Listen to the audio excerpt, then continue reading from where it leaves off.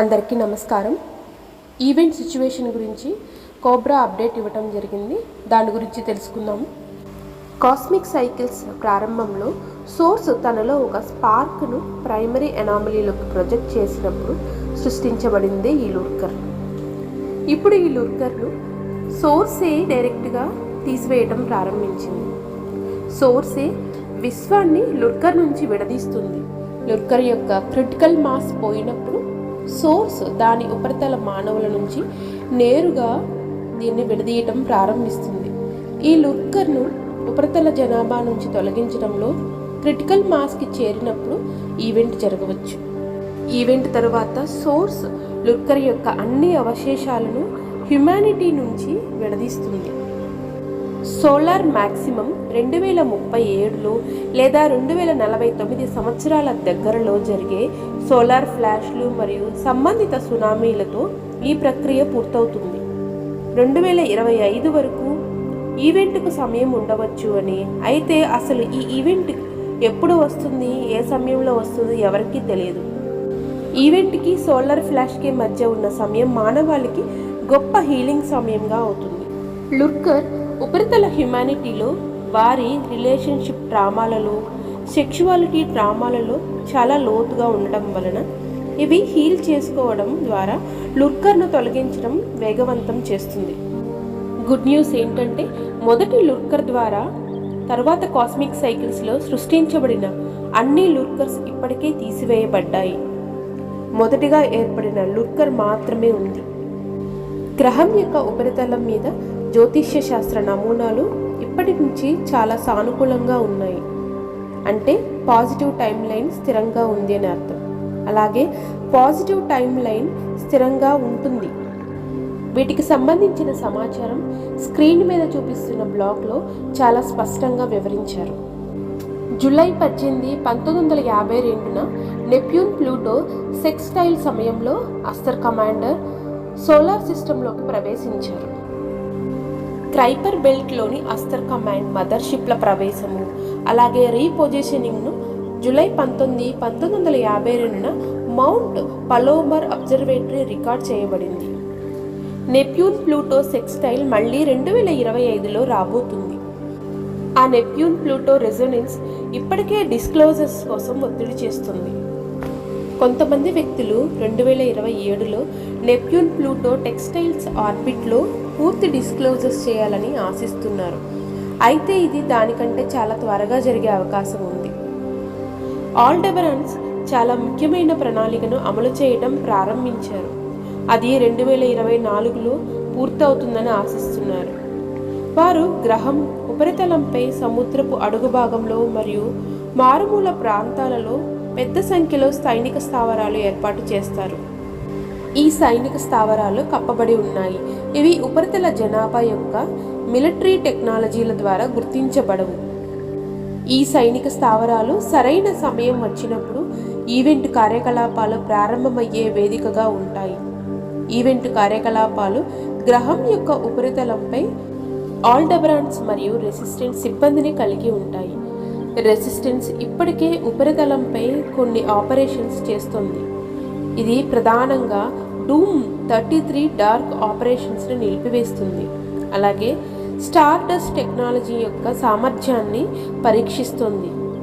ఇది ఇప్పుడు దాదాపు 90% ఎఫెక్టివ్గా ఉంది. ఆల్డెబరాన్స్ ఇప్పటికే చంద్రుని అవతల వైపు ఉన్న సియోకావ్స్కీ బిలం లోపల సైనిక స్థావరాన్ని నిర్మిస్తున్నారు. ఇక్కడ నుంచి భూమి యొక్క తదుపరి కార్యకలాపాలు త్వరలో ప్రారంభమవుతాయి. ఆల్డెబరాన్స్ ముఖ్యంగా ఆండ్రోమెడన్స్తో పాటు ఈ పెద్ద ఆపరేషన్లో సిరియన్స్కి అలాగే ప్లయిడియన్స్కి మరియు ఆర్క్టూరియన్స్కి కూడా సహకారం అందిస్తున్నారు. లైట్ని అంగీకరించి ఇప్పుడు గెలాక్టిక్ కాన్ఫెడరేషన్తో కలిసి పనిచేస్తున్న మాజీ సీక్రెట్ స్పేస్ ప్రోగ్రాంలో చాలామంది సభ్యులు కూడా సహాయం చేస్తున్నారు. వారిలో ముఖ్యంగా మరియా ఓర్సిక్ తన వ్రిల్ గర్ల్స్ చెప్పుకోదగినది. మరి ఒక ఇంట్రెస్టింగ్ ఎగ్జాంపుల్, జర్మనీలోని నాజీ వార్ మిషన్లో భాగమైన జర్మన్ జనరల్ను న్యూస్వాబెండ్లాండ్కు ఆ తరువాత డార్క్ ఫీట్లకు బదిలీ చేయబడ్డారు. ఫైనల్గా ఆల్డెబరాన్లచే క్యాప్చర్ చేయబడ్డారు. ఆ తర్వాత నాజీ భావాలలోకి మార్చబడ్డారని గ్రహించారు. వారు ఇప్పుడు పూర్తిగా కాంతిని అంగీకరించారు. వారు ఇప్పుడు గెలాక్టిక్ కాన్ఫెడరేషన్తో కలిసి పనిచేస్తున్నారు. ఆల్డెబరాన్ సైనిక స్థావరాల నెట్వర్క్లు పూర్తిగా పనిచేసినప్పుడు వారు కీలకమైన కొంతమంది ప్రపంచ రాజకీయ నాయకులను సంప్రదించడం ద్వారా తమని తాము బహిర్గతం చేయడం ప్రారంభిస్తారు. ఆపై సుదీర్ఘమైన భౌగోళిక మరియు రాజకీయ అలాగే విదేశీ రాజకీయ చిక్కులతో అసలైన ఫన్ ప్రారంభమవుతుంది. ఆ మిలిటరీ స్థావరాలు వరల్డ్ వార్ను తీసుకురావడానికి ప్రయత్నిస్తున్న కబాల్కు వ్యతిరేకంగా పనిచేస్తాయి.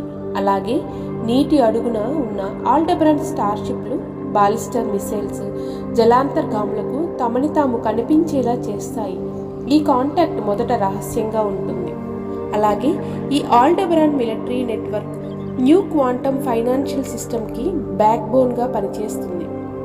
అదేవిధంగా యుఎస్ మిలిటరీ బేసెస్ ఇప్పుడు పెట్రో డాలర్కు మద్దతు ఇస్తున్నాయి. ఓజిఏ మరియు ఏఎఫ్ఓఎస్ఐలకు ఆల్డెబరాన్స్ యొక్క ప్లాన్ నిజమైనదని, అది జరగబోతుందని, తిరుగులేనిదని రుజువివ్వబడింది. కబాల్లోని కొంతమంది సభ్యులు ఇప్పుడు చాలా భయపడుతున్నారు. ప్లయిడియన్స్ పట్ల సహజమైన అనుబంధాన్ని కలిగి ఉన్న లైట్ వర్కర్స్లను సంప్రదించడం, అలాగే వారితో పనిచేయటంపై ప్లయిడియన్స్ ఇప్పటి నుంచి దృష్టి పెడతారు. నిజమైన విశ్వాసాన్ని పెంపొందించడానికి వారితో క్రమక్రమంగా కలిసి పనిచేస్తారు. తద్వారా ఫస్ట్ కాంటాక్ట్ జరిగినప్పుడు స్మూత్గా అవుతుంది. ప్లయిడియన్స్తో అనుబంధం కలిగి ఉండి ప్లయిడియన్స్ కాంటాక్ట్ డిష్ ప్రాజెక్ట్లో పాల్గొనాలనుకునేవారు 1221 అసిస్టెంట్స్ టీంలను కలిగి ఉండాలనుకునే వారి అందరి రిక్వెస్ట్ యాక్సెప్ట్ చేయబడుతుంది. ప్లయిడియన్స్ టాకియన్ ఛాంబర్లతోనూ అలాగే ప్లానెటరీ ఎథరిక్ నెట్వర్క్ ఆఫ్ లైట్లతోనూ హీలింగ్ ప్లానెటరీ లే లైన్స్తోనూ మెరీడియన్స్తోనూ అంకితభావంతో పనిచేస్తూనే ఉంటారు. ఇప్పుడు గ్రహం యొక్క ఉపరితలం నుంచి కొంత మొత్తంలో ప్రైమరీ అనామలీని తొలగించబడింది. అలాగే డివైన్ మాస్కులైన్ ఎనర్జీస్ రావటం ప్రారంభమవుతుంది. ఇన్కమింగ్ ఆల్డెబరాన్ స్పేస్ టీంలు దీనిని బాగా మద్దతునిస్తాయి. ఈ డివైన్ మాస్కులైన్ ఎనర్జీస్ యాక్టివేషన్ ఒకనొక డ్రాగన్ లే లైన్ను యాక్టివేట్ చేయటమే. ఆ డ్రాగన్ లే లైన్స్ ఎక్కువగా గ్రహం మీద ఉన్న ప్రధాన పర్వత శ్రేణులను అనుసరిస్తాయి. అలాగే network of tachyon chambers, Chintamani stone network, galactic Chintamani network activate చేయబడాలి. ఎవరైనా స్టోన్ని బరీ చేయాలనుకునే వారికి గైడ్లైన్స్ కోసం స్క్రీన్ మీద చూపిస్తున్న బ్లాగ్లో చూడవచ్చు. ఓల్డ్ అట్లాంటియన్ భూమధ్య రేఖతో పాటు గెలాక్టిక్ చింతామణి స్టోన్స్ని కూడా యాక్టివేట్ చేయబడతాయి. గెలాక్టిక్ చింతామణి యొక్క ముఖ్య ఉద్దేశం సబ్ క్వాంటమ్ అనామలీని హీల్ చేయడం మరియు గాడెస్ అయోనా యొక్క శక్తిని తీసుకురావడం. ఇదంతా న్యూ అట్లాంటిస్ ప్రాజెక్టులో ఒక భాగం. కొన్ని సంవత్సరాల క్రితం సెయింట్ జర్మన్తో ప్రారంభించబడింది.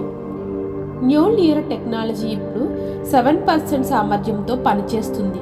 రాబోయే నెలల్లో దాదాపు దాని తీవ్రత బాగా పెరుగుతుంది.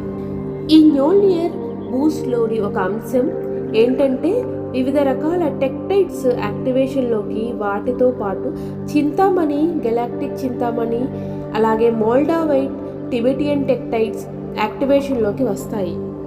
టెక్టైట్స్ ఆరిజిన్ గురించి సైంటిఫిక్గా చాలా తప్పుడు సమాచారం ఉంది.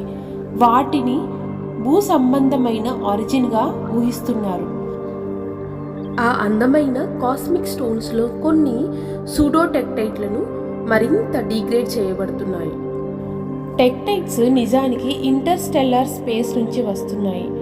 ఈ టెక్టైట్స్ వివిధ నక్షత్ర వ్యవస్థలలో ఏర్పడ్డాయి.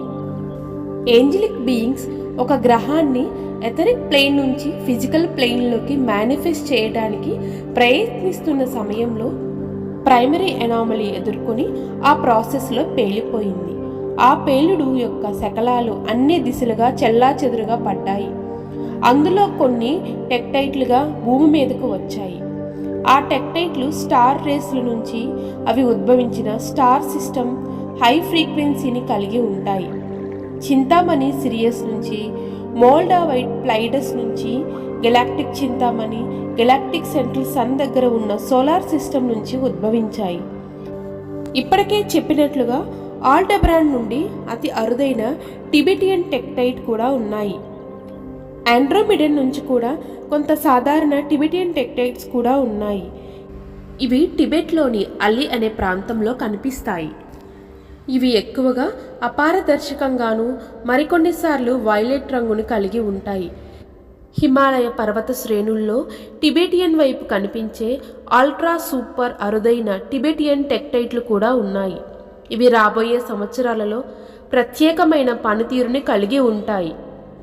వాటి గురించిన సమాచారం క్లాసిఫైడ్గా ఉంది. టిబెటియన్ టెక్టైట్లు బహిరంగంగా విక్రయించబడే అత్యధిక టెక్టైట్లు వాస్తవానికి వియత్నాం నుంచి వస్తున్నాయి. నిజమైన టిబెటియన్ టెక్టైట్లు కనుగొనటం చాలా కష్టం.